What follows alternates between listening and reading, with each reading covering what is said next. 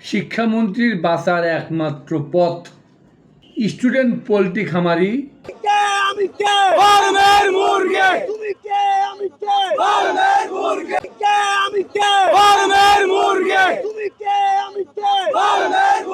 মাননীয় শিক্ষামন্ত্রী ডক্টর এহসানুল হক মিলন গোয়ার তুমি করে প্রাকৃতিক দুর্যোগের মধ্যে ইন্টারমিডিয়েট বোর্ড পরীক্ষা নিয়ে মানকে চিপ্পায় পড়ে গেছেন।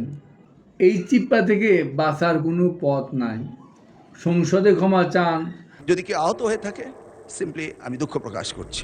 বাড়ি বাড়ি গিয়ে ক্ষমা চান, সবার পা ধরেন কিংবা কান দেন, লাভ নাই, কোনো লাভ নাই।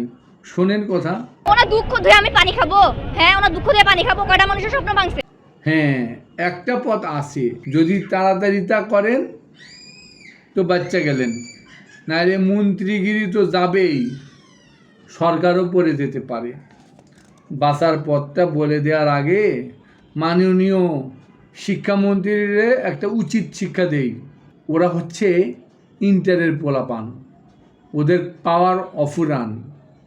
আপনার জাতীয় সঙ্গীতেও তো রাষ্ট্রপতি দাঁড়ায় না। থাক, আর কিছু বললাম না।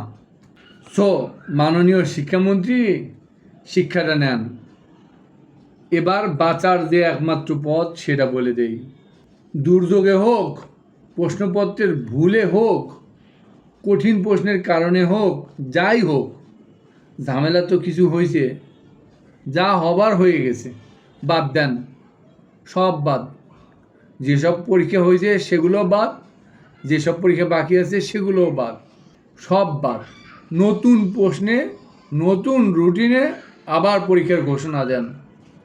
আগস্ট বা সেপ্টেম্বরে আগেই পরীক্ষা শেষ করেন, আর অক্টোবর বা নভেম্বরে রেজাল্ট দেন, ডিসেম্বরে অ্যাডমিশান।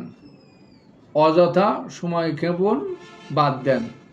টাকা লাগলে সরকার থেকে নেন, সরকারি মাল দরিয়াত্তম ঢাল, সব বাদ দিয়ে নতুন প্রশ্নে নতুন রুটিনে যদি পরীক্ষা না নেন তাহলে পদত্যাগের পথ দেখেন।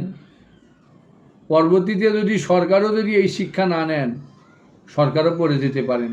আমার নাগারে ৭১ বুলি বাদ দেন।